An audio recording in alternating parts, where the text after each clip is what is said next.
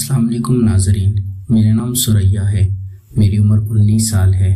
میرے ابا نے میری شادی ایک بڑی عمر کے مرد سے کر دی تھی۔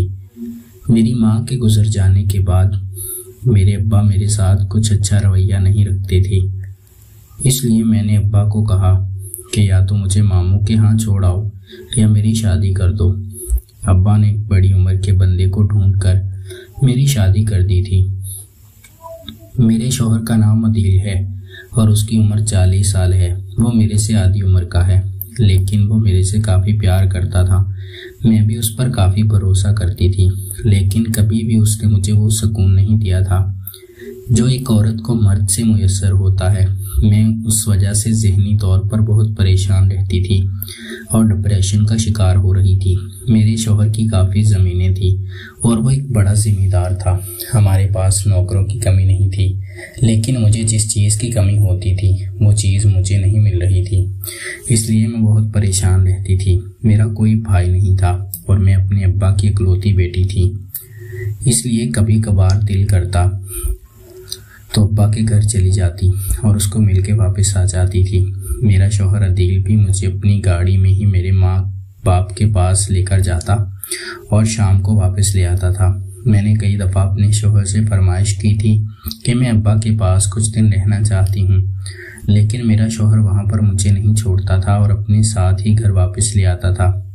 میرے سسرال میں ٹوٹل 5 افراد تھے، میرے ساس سسر، میرے شوہر کا ایک چھوٹا بھائی اور میں۔ میرے شوہر کی ایک بہن جو معذور تھی اور گھر میں ہی پڑی رہتی تھی، اس کی دیکھ بھال بھی مجھے ہی کرنی پڑتی تھی۔ میرے شوہر کی فیملی کافی بڑی تھی، اس لیے میں سارا دن کام کاج کر کے تھک جاتی تھی اور میرا شوہر عدیل بھی مجھے اسی لیے ابو کے پاس نہیں چھوڑتا تھا، کیونکہ میں نے گھر میں نوکرانی والا رول ہی کرنا ہوتا تھا، حالانکہ سارے نوکر ہوتے تھے۔ سارا دن گھر کے کام کاج کر کے جب شام کو بستر پر جاتی تو کسی مرد کی آس ہوتی تو وہ میرے ساتھ کچھ کرے جس سے میری زندگی کی ساری تھکاوٹ ختم ہو جائے، لیکن ساری رات تڑپتے گزر جاتی اور شوہر تھکا ہارا کام سے آتا اور آتے ہی سو جاتا۔ کبھی اس نے مجھے راضی ہی نہ کیا تھا اور نہ ہی میں نے اس کو راضی کرنے کی فرمائش کی تھی، بس اپنی زندگی کے دن پورے کر رہی تھی۔ لیکن ایک دن میرے شوہر کا بھتیجا ہمارے پاس رہنے کے لیے آ گیا تھا۔ اس کا نام عامر تھا اور اس کی عمر تقریباً 15 سال تھی۔ دکھنے میں کافی خوبصورت اور نوجوان لڑکا تھا۔ اس کی عادات بھی مجھے کافی پسند تھی، چونکہ وہ بہت کھلے ذہن کا تھا اور سارا دن گھر میں شوگر لگائے رکھتا تھا۔ میرا بھی اس کے ساتھ کافی دل لگا رہتا تھا اور میں اب اس کے ساتھ کافی اٹیچ ہونے لگی تھی، لیکن عامر میرے سے نفرت ہی کرتا تھا۔ کبھی اس نے میرے پاس آ کر میرے سے کوئی ہمدردی کی بات نہ کی تھی اور نہ ہی میرے ساتھ مسکرا کر بات کرتا تھا۔ نہ جانے وہ ایسا کیوں کرتا تھا، کیونکہ میں بھی کافی خوبصورت اور دل نشین تھی اور کوئی بھی مرد مجھے دیکھتا تو پہلے ہی نظر میں دل ہار بیٹھتا تھا۔ میں بھی عامر پر دل ہار بیٹھی تھی اور اس سے توجہ کی طلبکار تھی، لیکن وہ تھا کہ ذرا بھی میرے اوپر نظر نہیں رکھتا تھا۔ ایک دن میرے شوہر کو رات کو کہیں کام پر جانا تھا اور 2-3 دن کے لیے وہاں ہی رہنا تھا۔ میرے شوہر کے جانے کے بعد عامر اکثر میرے کمرے میں آتا جاتا رہتا تھا۔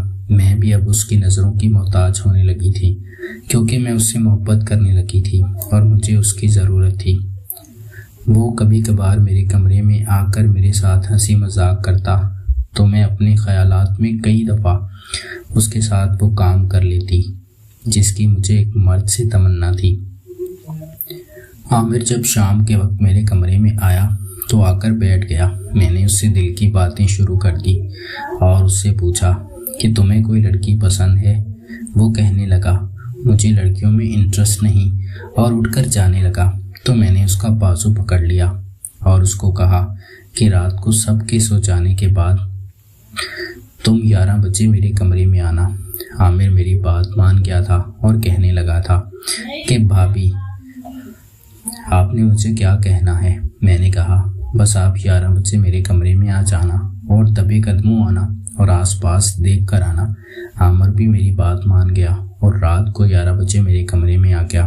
کمرے میں آنے کے بعد میرا تو دل بہت خوش تھا اور میں نے آتے ہی اس کو آغوش میں لے لیا اور اس کے ساتھ کرنے لگی تھی۔ پہلے تو وہ مجھے منع کرنے لگا کہ آپ میری بھابھی ہیں اور یہ کام میں آپ سے ہرگز نہیں کروں گا، لیکن میں نے اس کو اس بات پر آمادہ کر لیا تھا کیونکہ وہ بھی میرا ساتھ دینے لگا تھا اور میں اس کے ساتھ کرنے لگی تھی، اور تھوڑی ہی دیر میں نے اس کو مطمئن کر دیا تھا اور ساری زندگی کی تھکاوٹ اتار دی تھی۔ اب اکثر عامر ہمارے پاس آ جاتا اور میں اس کے ساتھ اپنا مطلب پورا کر لیتی اور کافی سکون حاصل کرتی تھی۔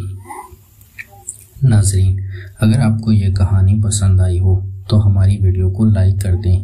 بہت بہت شکریہ۔